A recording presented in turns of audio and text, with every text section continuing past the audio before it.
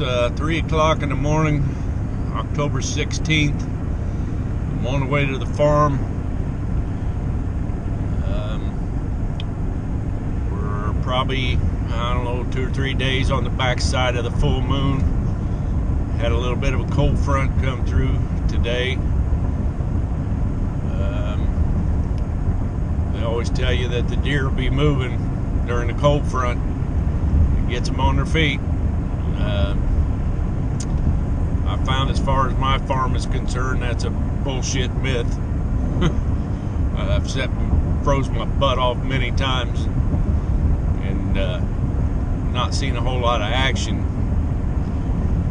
But it is the optimum temperature range for my farm. Right now it's 44. It's a little bit windy, but it's supposed to calm down a little bit and then pick back up during the day tomorrow after 9 o'clock or so. So, we had a cold front come through last time I come down to hunt, and I got skunked for the first time in 5 years. I didn't see a deer out of the stand, so you just never know. But I got the four-wheeler on the trailer just in case, and go get a morning sit-in anyway, and see what we can get done. Hopefully, be in the middle of October, things are moving a little bit more than what they were earlier in the season. It's not supposed to get super warm this afternoon, so hopefully we can catch something moving through, and it won't be another long morning. But what a way to spend your day off, by getting up at 2:30 in the morning and driving about 2.5 hours to go sit in a tree. So hopefully it'll pay off, though. So we'll see what happens later on this morning. Well, it's about 7:40. I just had two does coming down the four-wheeler path from the south, and they got down there. They was probably 70 yards away. They kept looking over to the east and didn't like something over there, so they ended up turning around and heading back to the south. So far I've seen at least 5 what I think are does and one little button buck. So it's been a pretty exciting morning so far. The wind's finally calming down a little bit. Still haven't seen no big mature ones, but seeing lots of movement today, so keeping things interesting anyway. So we're gonna hang around till probably 9 o'clock or so. The wind's supposed to pick back up about then, so just gonna see what transpires out here. I got the trail camera back out. Matter of fact, that little button buck was down here sniffing on it, so he wasn't too bright, but been a good morning so far. Well, they made an absolute liar out of me this morning. I really didn't expect a whole lot of action, but I had this doe step out here onto the four-wheeler trail, so I got the cameras on, got my bow up.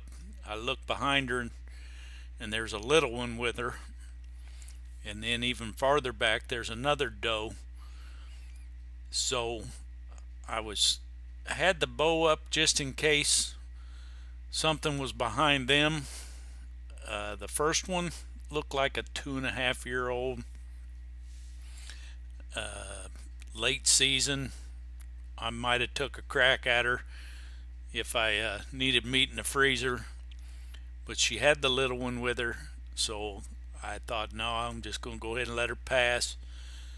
Um, the little one turned out to be a very small button buck, and probably from this year. The one that's lagging behind back there actually looked like it was probably a year and a half old. So it may have been from her litter or whatever from last year, and it's still hanging around with mom. They all three came right down, and I had put my trail camera back out. It's about 15 yards, about right in front of that little deer. I put it out this morning when I come walking to the stand, because I had taken it home to replace the batteries and the chip and everything, and I brought it back, put it out, so I think they got a whiff of the scent right around there from where I was from walking, and the camera itself. He said that little button buck that come in, I had one come in early in the dark, before sunup. It was legal shooting time, but before sunup, and he actually sniffed the side of the camera. It didn't seem to bother him too much, but this big doe, she got a little bit nervous and actually turned back around, and you'll see her here in a minute. She'll come back out into the frame, and she goes back onto the trail, and they stand out here in front of me a little bit on the bend, and then she ends up working her way down the trail. You can see she's looking, and something ain't right, and she don't like it. So she ends up going off to the north, and of course, like little kids, the little one kind of lags around back there, and then the older one, the year and a half old, it's really lagging around back there. They're not in no hurry to follow mom, so she eventually takes them up the trail, and then they cut to the north. And I didn't film it all the way, but they ended up going out the north end onto the neighbor's property. So, but it was exciting to watch them come in there and just kind of hang around in front of me. I mean, it would have been perfect shots if they would have been big enough. And I had plenty of broadside shots that I could have got drawn and put one of them down. So I wasn't complaining, and the fact that I got the video cameras on before they actually got to me and got a little bit of video, it's pretty cool. If I can't shoot one, at least get it on video and kind of help identify these things and keep an eye on them as they grow and that sort of thing. These two next clips are actually from the video camera on my trail camera that I had put out that morning. So ignore the time and the date. I actually had to borrow a couple of the batteries the other night, and I guess when I put them back in there, I forgot to set the time and the date, so it reverted back to the beginning. But that's the first time I've used the video camera feature on that trail camera, and it turned out pretty well. I was pretty impressed. I'm probably ought to start using it a little more. Maybe these bucks that come through there, I can actually get some decent pictures of them, and be able to identify them a little bit better than what I've seen in just still pictures. So if you look here just a little bit to the right of center in that kind of a gap where I zoom in, I heard some clicking, and I thought, what in the world is going on? And I looked up there and I seen two deer head to head kind of pushing each other around. But I got to looking at them and I thought, I don't see, with my bare eye, I didn't see a rack on either one of them. So I thought, well, I'll keep the camera on there. I'll try to zoom in and see what happens. And they got behind that little tree and some leaves, but you can kind of see them moving around there, just kind of shoving each other around. But like I said, every once in a while, I'd hear kind of a clicking noise, and I couldn't quite figure it out. The one, he finally decided he had enough, and he kind of come to the north, and then the other one eventually followed. And when they came out, it turns out that one was a spike buck and one was a 4-pointer. And I kind of got a kick out of that after seeing them, what they were. I'm like, oh, you guys are really mixing it up there, And the spike curled around. The Forky, he went on out to the north, kind of where them does went. And so I focused on this little spike because he was the closest one to me.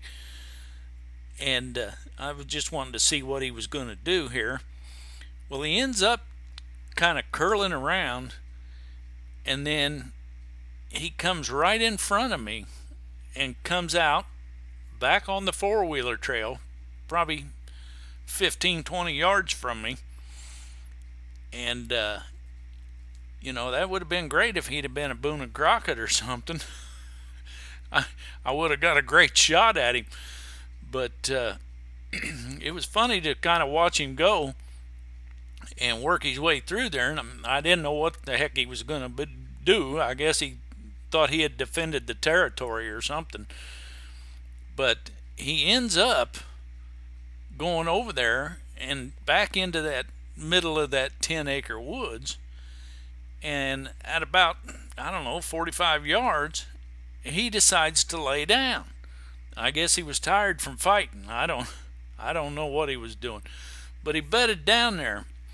And he was there for pretty close to 45 minutes. And about 9 o'clock, I was trying to get him up to get him out of there. So I kind of grunted at him, and I even hit the rattle bag just to see if he'd spook up. And I hit the grunt call real loud, and all of a sudden I heard something right underneath me to my left, and it was that stupid button buck had come back earlier, the first one I saw this morning. And he finally got this one back up on his feet, and they ended up kind of facing off a little bit, and then they went down to the corner.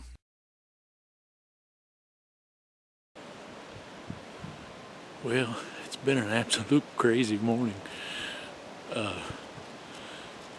Saw that button buck early this morning,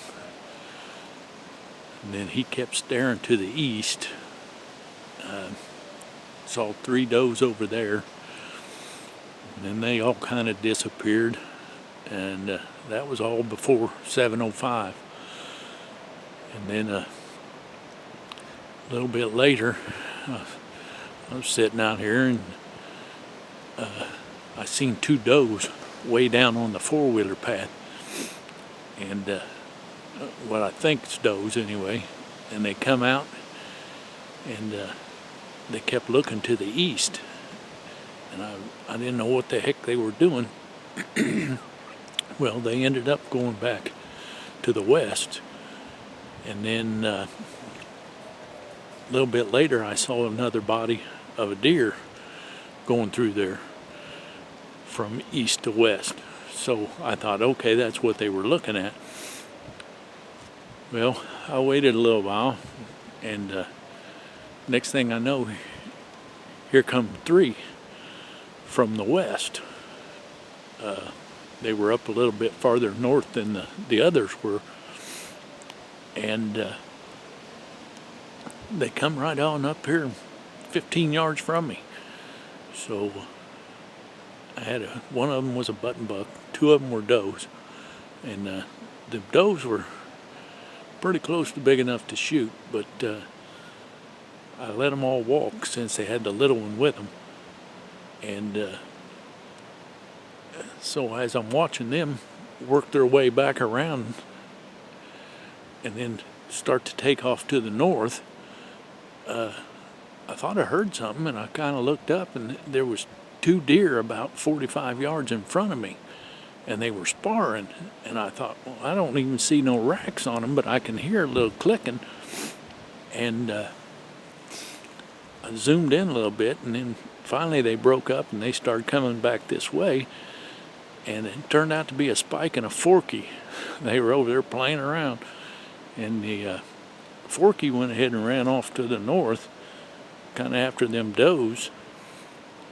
And that spike, he come back in front of me, and then he went over there,